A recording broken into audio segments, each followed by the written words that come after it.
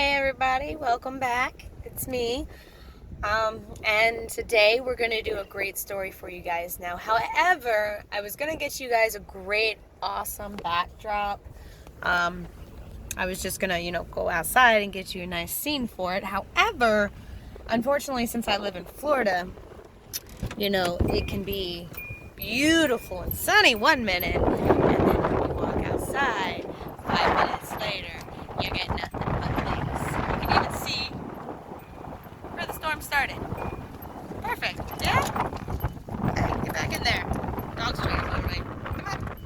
Come on.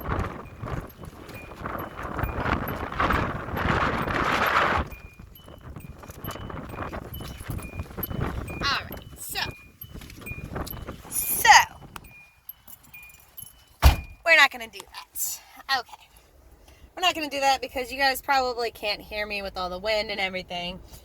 Unfortunately, but that's okay. So, today though, I'm actually going to set you guys up right here real quick. Just to make it kind of easier on myself. Maybe. Get you to stay. Stay still. Maybe.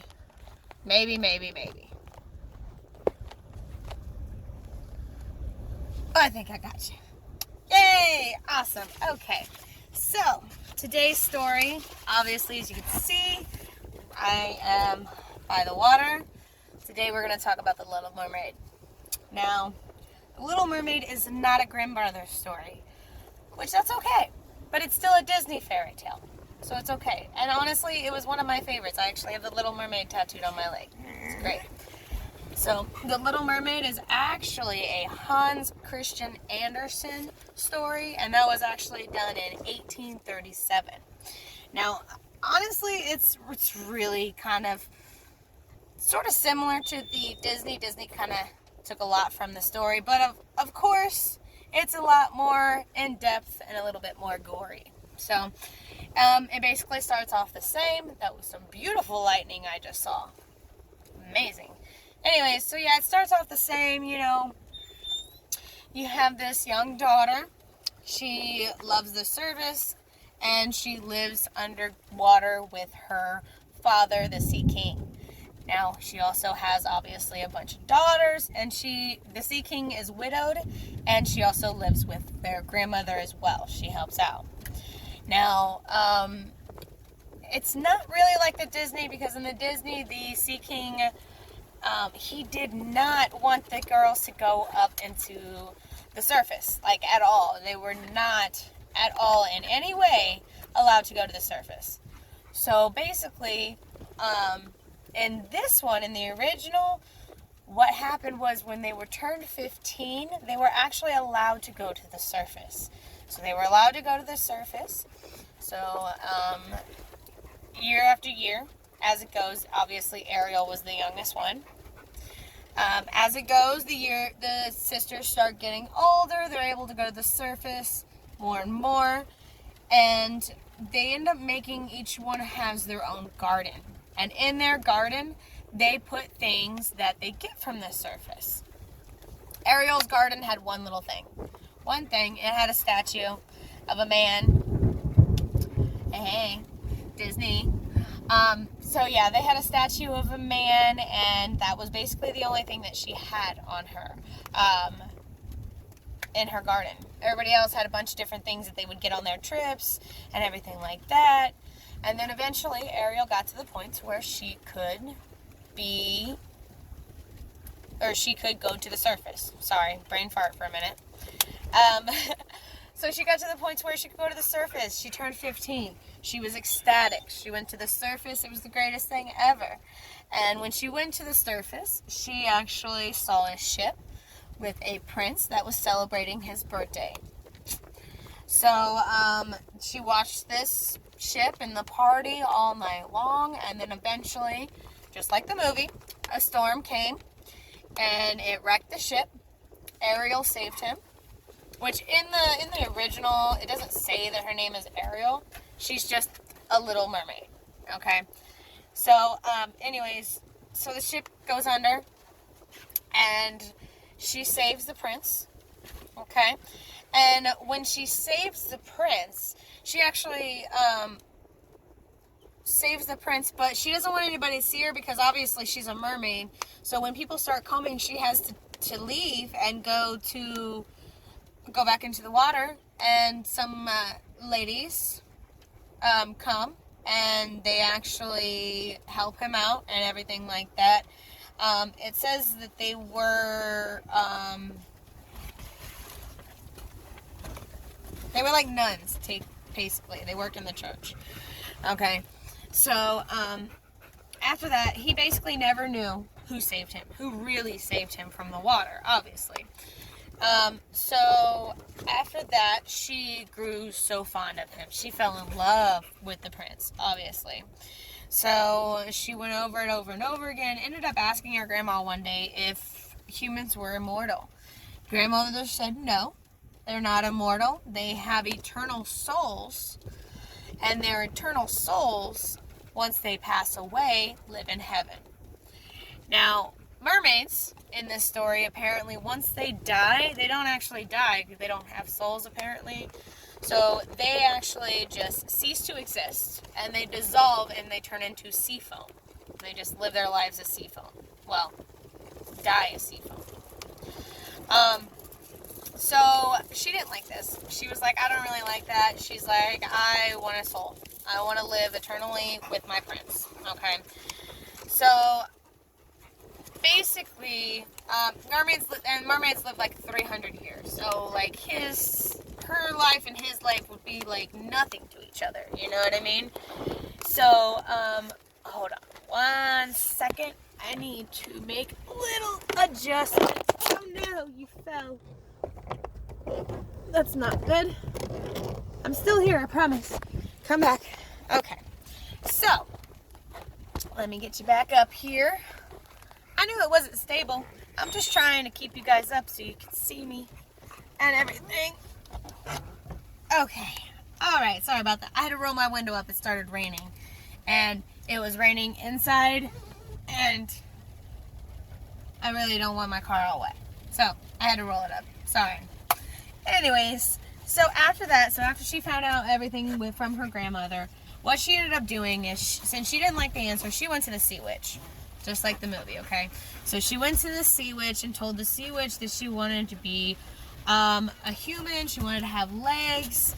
And one of the things on the way, because the sea witch was obviously in the most dangerous part of the sea, so she had to, this is even in the original story, was she had to swim through these creatures that were called polypi. And basically they were like half plants, half animals. It was like a serpent type thing with a head.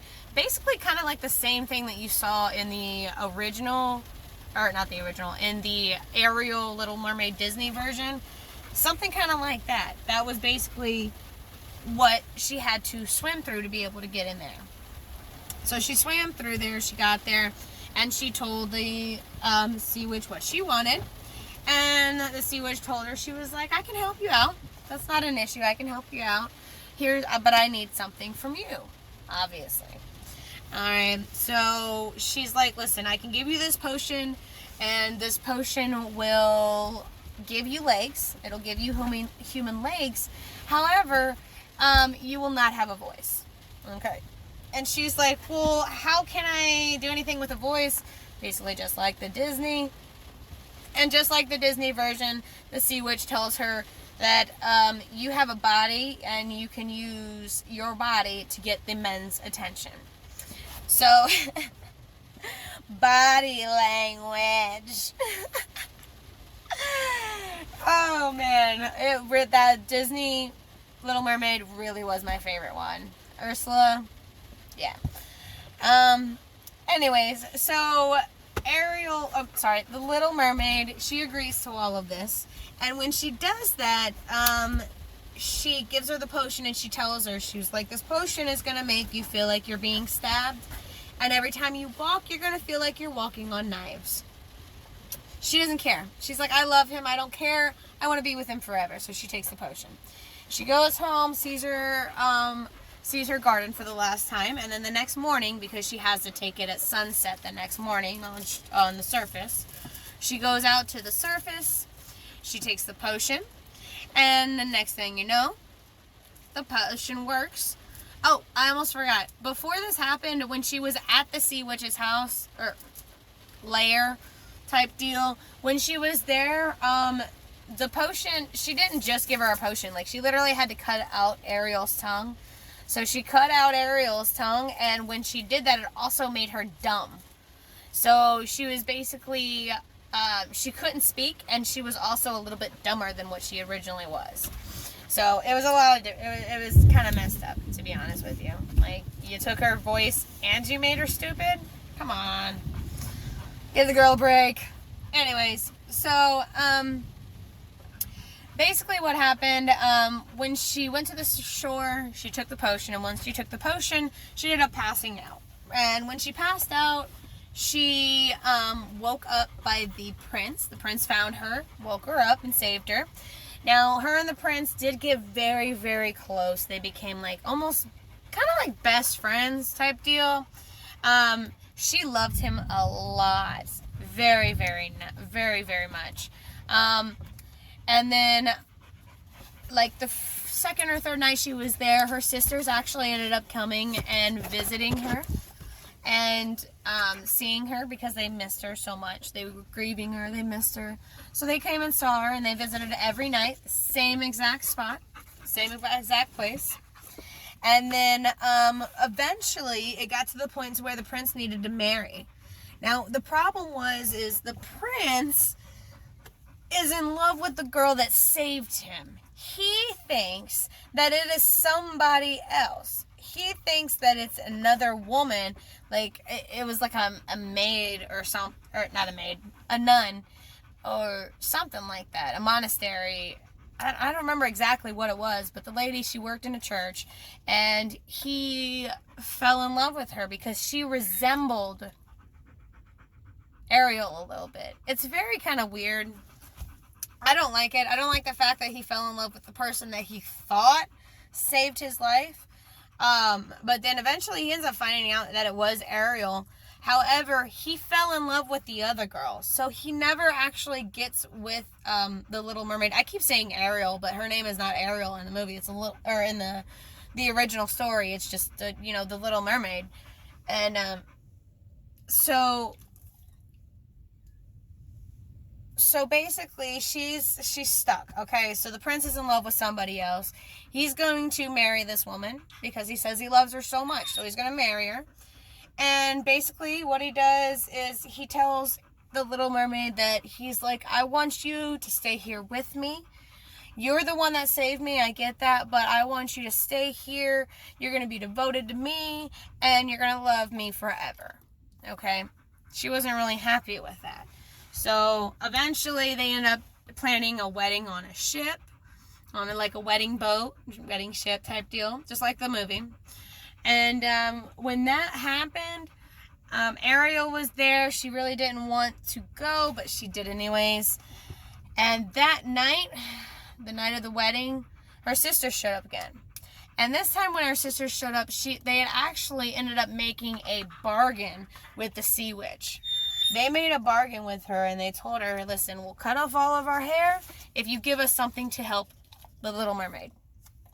And so they cut off a lot of their hair, and they gave her a dagger. So they told her that if Ariel, basically they told her what's going to happen is one of you two are going to die. It's either going to be you, or it's going to be him. So if you kill him and allow his blood to run down your legs or run onto your feet, you'll get your mermaid fin back, and everything will go back to normal. You'll be a mermaid again. So she was like, okay, well, let's see if we can do this. So that night she went, and as she's in the study with the prince and his new wife, because they're married at this point, they did get married. So as she's sitting there with them, she's contemplating doing this and looking at them and everything like that, but she ends up not being able to do it. So what she does instead is she tosses the knife into the water along with herself. And basically, when that happens, she ends up starting to like die and dissolve when the sun comes up. She thinks she's turning into the sea foam. However, she does not. What happens is she goes up and she turns into this eternal spirit. So it's basically like a daughter of the air. And the reason that this happens is because she was selfless in doing the act of killing the prince. She didn't do it, so because of that, they were like, okay, so we're going to give you a chance to earn a soul. So they gave her a chance to earn a soul, and basically all she has to do is do good deeds for Earth for 300 years, and she will get access into heaven. Ain't that awesome? Well, guys, that is the story for you today. That's the Little Mermaid, Hans Christian Andersen. Sorry, I could not get the sunset for you guys. I'm really sad about that one. You know, all the storm. I think is it still raining or did it stop? Oh, look, it stopped. Look at that. And it's not even that windy anymore. You gotta love Florida. The rain stops and starts, and this was the first place I saw the rain come to me across the street. That was right, too. And look at this. It's so beautiful now. Actually, well, it's still rainy, but somewhat beautiful. See the sun poking out. All right, guys. So that's my story for you today. Sorry I couldn't get the sunset or something like that in there cool, but it was nice talking to you. Thank you so much for joining me today. Don't forget to like, share, and subscribe. Please support me. Support me. I need it.